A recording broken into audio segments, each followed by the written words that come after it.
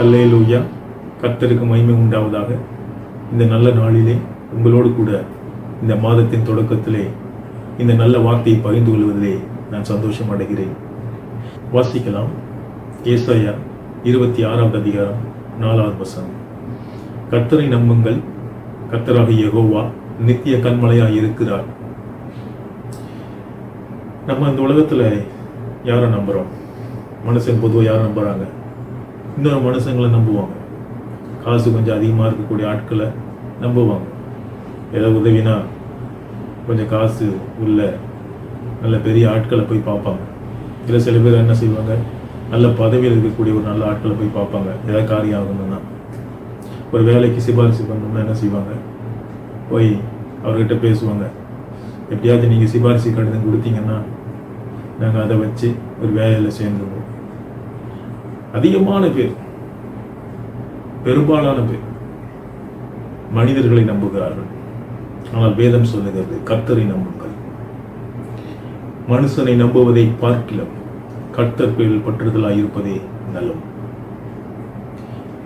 கர்த்தரை நம்பக்கூடிய ஆட்களுக்கு கர்த்தர் கைவிட மாட்டார். நம்முடைய தேவனுடைய நாமம் யெகோவா என்பது.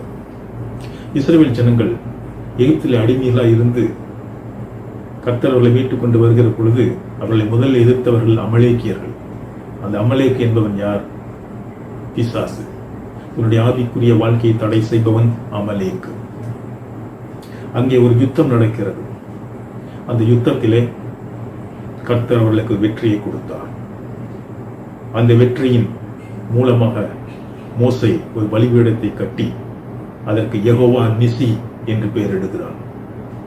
நமது தெய்வம் வெற்றி கொடுக்கும் தெய்வம், ஜெயத்தை கொடுக்கும் தெய்வம். அவருடைய நாமம் யெகோவா நிசி. உங்களுடைய வாழ்க்கையில தோல்விகளை சந்தித்துக் கொண்டிருக்கிறீர்களா?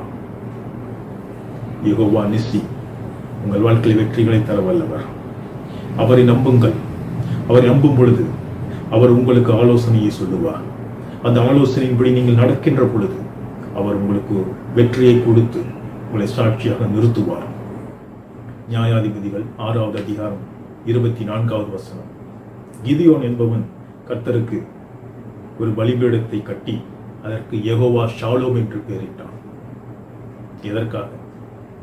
அவன் கர்த்தரை கண்டான்.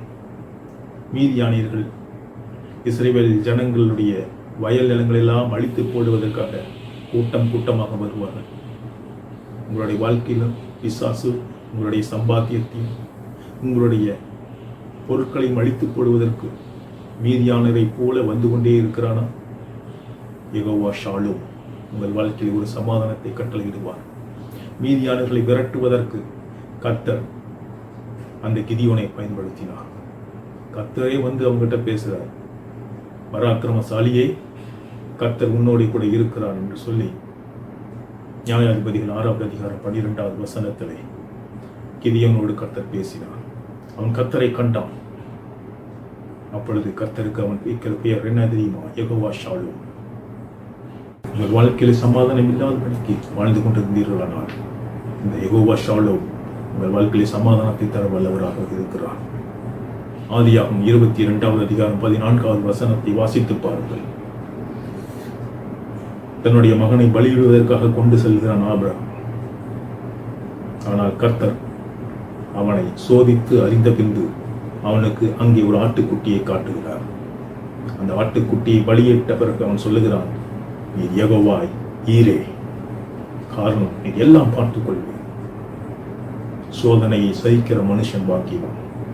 உங்கள் வாழ்க்கையிலே பல சோதனைகளை நீங்கள் கடந்து சென்று கொண்டிருக்கிறீர்களா?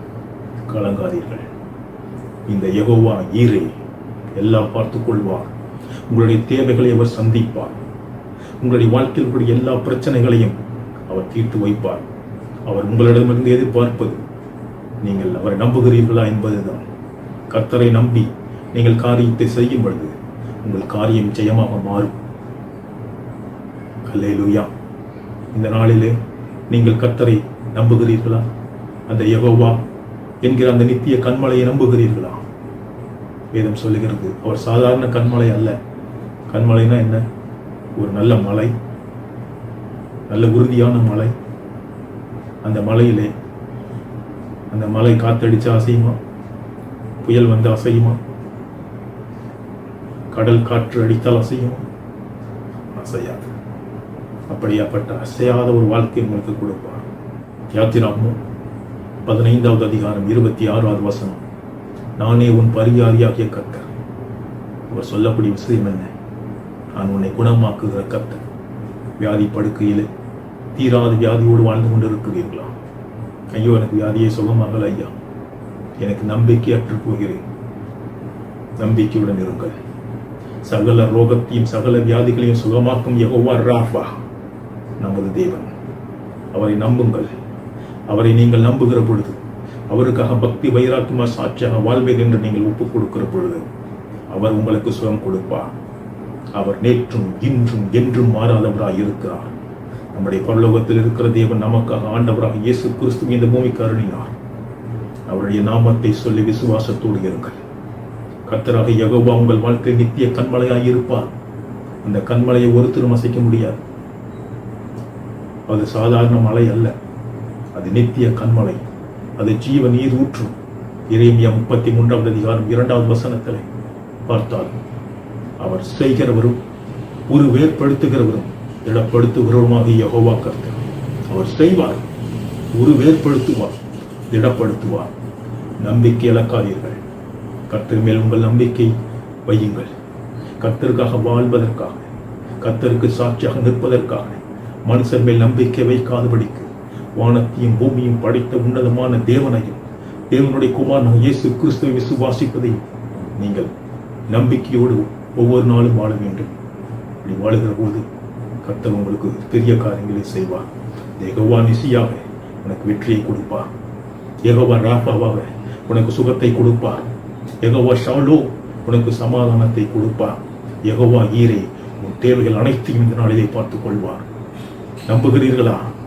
அல்லேலூயா. உங்களுக்காக நான் இப்பொழுது ஜெபிக்க போகிறேன். ஆண்டவரே, வானத்திற்கும் பூமிக்கும் தேவனாகிய யெகோவா தேவனே, உங்களுடைய சமூகத்திலே இந்த வீடியோவை பார்த்து கொண்டிருக்கிற ஒவ்வொருவருக்காகவும் நான் ஜெபிக்கிறேன்.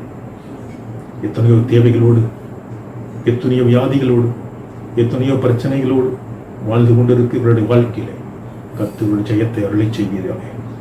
தேவா, நாங்கள் ஜெயம் பெற்றவர்களாக வாழ வேண்டும் என்பதே உங்களுடைய சித்தம், உங்களுடைய விருப்பம். அதற்காகவே உங்களுடைய குமாரனாகிய இயேசு கிறிஸ்துவை இந்த பூமியிலே எங்களுக்காக நீர் அனுப்பினீர். அவருடைய இரத்தத்தினாலே இன்று ஒரு சுகம் உண்டாகட்டும் ஆண்டவரே. வியாதியோடு இருக்கக்கூடிய ஒவ்வொருவருக்கும் அந்த சுகம் உண்டாகட்டும். வியாதி படுக்கையில் தீராதி வியாதியோடு இருக்கிறவர்கள், வேதனையோடு இருக்கிறவர்களுக்கு இந்த நாட்களில் அவருடைய கண்ணீரை துடைத்து அவருக்கு ஒரு நல்ல சுகத்தை கொடுப்பீரா. நீர் கண்ணீரை கணக்கில் வைக்கிற தேவன் அல்லவோ என்று சங்கீதம் 56:8 பார்க்கிறோம். நீர் ஒவ்வொருவருடைய கண்ணீரை காண்கிற தேவன். ஆகாரனுடைய கண்ணீரை நீர் கண்டீர் அல்லவோ. ஆதியாகமம் 16வது அதிகாரம் 13வது வசனத்தில் அவளை நீ காண்கிற தேவனாய் பார்த்தீரப்பா. இந்த நாட்களில் கண்ணீர் வெடித்துக் கொண்டிருக்கிற உங்களுடைய வாழ்க்கையில் அவருடைய கண்ணீரை துடையும், அவளை சாட்சிகளாக மாற்றும். அவருடைய வேதனைகள் நீங்கட்டும், வியாதிகள் மறையட்டும். கர்த்தாவே இரக்கம் செய்வீராக. இயேசு கிறிஸ்துவின் இரத்தம் இந்த நாளில் அவர்களுக்குள்ளாக பாயட்டும். ஒரு புது பலனை தருவீராக ஆண்டவரே. இதே போல வேலை இல்லாதிருக்கிற ஜனங்களுக்கு இந்த நாட்களில் வேலை வாய்ப்பு அருளி செய்வீராக. அவர்கள் செய்யக்கூடிய வேலைகளில் கர்த்தாவே அவர்கள் மேல் இரக்கம் காட்டி நீர் அவர்களுக்கு உதவியாக இருங்க. எத்தனை பேர் மனிதர்களுடைய சுய பலத்தை நம்பி சிபாரிசுக்கு வந்திருந்தாலும் உண்மையாய் உங்களுடைய பிள்ளைகளுக்கு நீர் வேலை வாய்ப்பை கொடுக்கும்படி செபிக்கும். எத்தனை மனிதர்கள் சிபாரிசிலே வந்திருந்தாலும் கர்த்தர் நீ ஒரு மனிதனை உயர்த்த ஆரம்பித்து நினைத்து விட்டால் அதை யாராலும் தடுக்க முடியாது ஆண்டவரை. வேலை இல்லாமல் இருக்கிற ஜனங்களுக்கு வேலை வாய்ப்பை கொடுங்க. வேப்பல பொருளாதார தடைகள், கடனோடு வாழ்ந்து கொண்டிருக்கிற ஜனங்கள் ஏராளம்.